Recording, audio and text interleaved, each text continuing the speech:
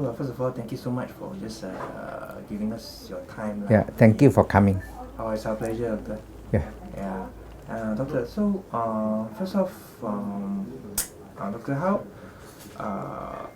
do you feel, actually at the, at being dropped as a candidate in Kapong? I mean, you have mentioned before that you saw it coming, do you feel disappointed or do you feel that, okay, perhaps the party has its own reasons? Yeah, actually, the each political party, the leadership has the right to appoint whoever they want. They have the right to appoint whoever they want. So after they appointed, there is nothing else to say. But as for being disappointed or not disappointed, I have been in the area since 1976. Then there are lots of people who helped me. They are my supporters and all support me. And even the last election, I have a majority, the biggest in the whole country, over 40,000 people majority. So many of them asked me to carry on with the work, and I said it. But the party leadership has made a decision. That's that. So I actually don't feel anything because in politics, the vicissitudes are always there. So because of vicissitude of politics, you have to accept changes, for good or for bad. So there's nothing else to say. Yeah. Given your popularity in Kapong, is there any concern of backlash from voters?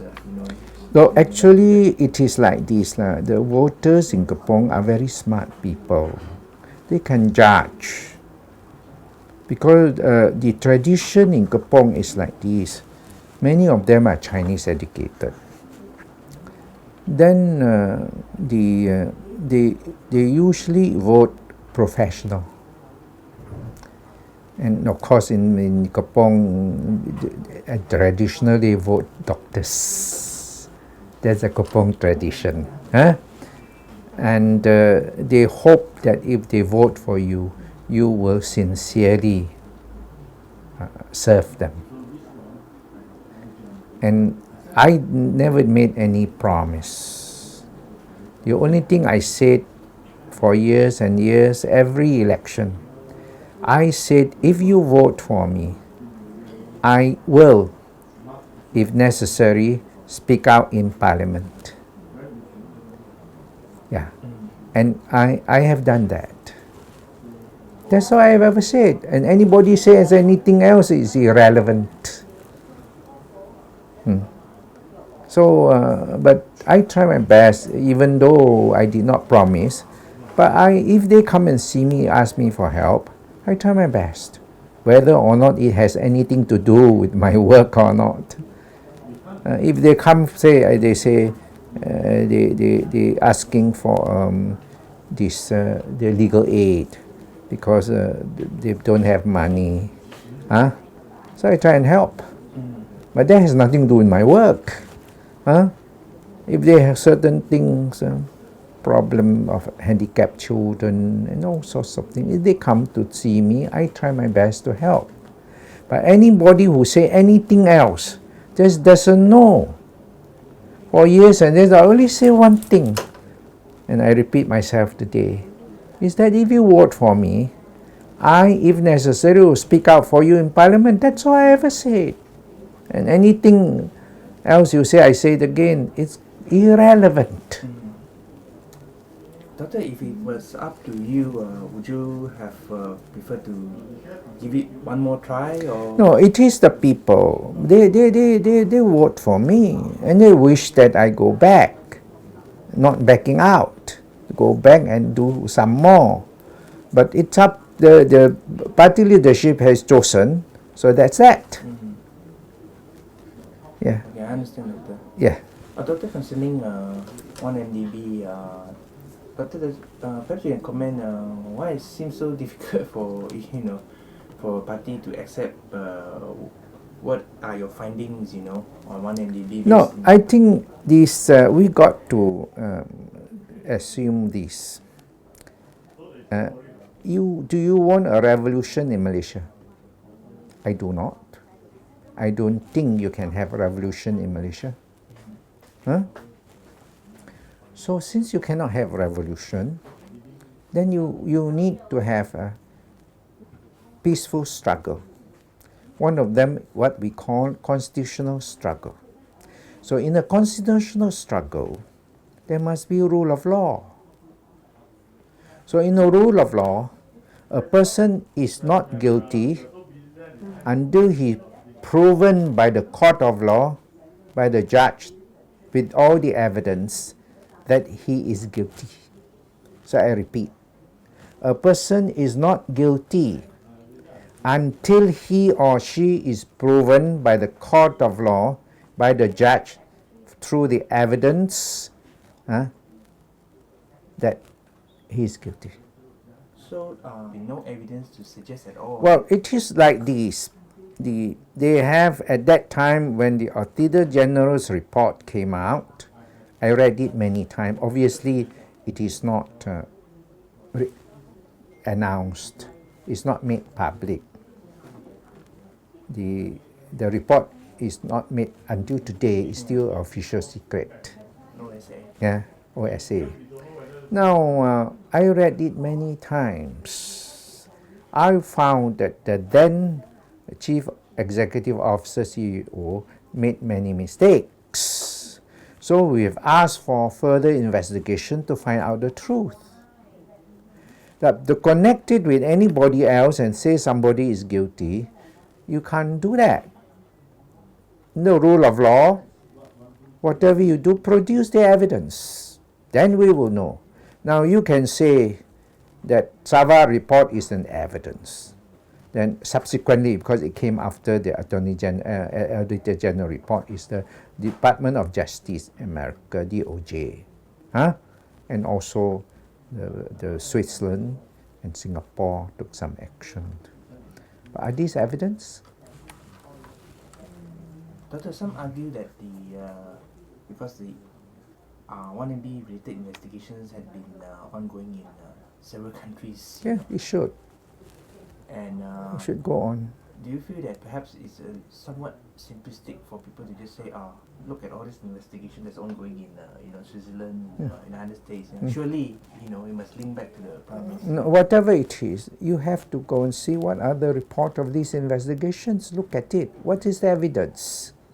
Same thing applicable. What is important is that if it is a public fund, then it should be transparent and it should be accountable. That's public fund. Then whatever it is, all these countries can do their investigation. Let's have a look at the report. Yeah. Doctor, do you feel that your stance on the Nus 1MDB issue has somewhat caused you the chance to continue to contest in Kopong? Well, I have heard in this thing, in the social media, in the various organizations, particularly by Mahathir's man, the Matthias Chang or something, challenging me, calling me the running dog, calling me traitor. And other people even accuse my ancestors. The last time I could remember was in 1969, when Tan Sri Kun said, you can't have revolution in Malaysia, so let's go for constitutional struggle. So because of that, he was kicked out of Labour Party, and he was called a running dog and a traitor. So he went for election, and during the election, he got the most majority. Because people call him running dog, because people call him a traitor, so he got more votes. So that's in Kapong. So right now, lots of people call me running dogs. Lots of people call me traitors and accuse my ancestors. So the people Kapong can read the social media, they can read various things. what are they going to think? Maybe they will hark back to 1969. Yeah. That is the truth. So what is there? I mean, you think you are so good, you think you're speaking the truth, let the time decide who speaks the truth. Yeah. What is it? What system do you want for this country? You tell me, what system? In 1969, they had to decide whether they want revolution or constitutional struggle. Yeah. Doctor, what's your take on DAP's decision to drop its rocket logo? Well, it is like this. Now you work for NST. She works for Berita Harian. So one fine morning, we find that your NST, the logo and everything is changed into Celcom newspaper. And this one become Harian Harta. So how do you feel? Yeah, definitely I feel strange. Yeah, I would ask the management for a reason why. Macam mana? Harta Harian sekarang. Pelik-pelik. That's the feeling. Yeah. But do you feel that the party leadership has given a good explanation on why the need to drop the What logo? is so good about that? You explain to me. What is it? A few days ago, there was Anthony Loke was quoted as saying that we need to adopt the PKR logo in order to be more appealing to Malay voters. Is that the case? Interesting. Well, the only time to prove whether it is right or wrong is when the ballot box is open on the 9th of May and see whether it is the case or not. That's a proof. Since we talk about the rule of law and we say that everything needs proof, and let's see the proof on May the 9th. Yes. Okay. That is what it is. The only answer you can give. Yeah. Doctor, what's your plan moving forward?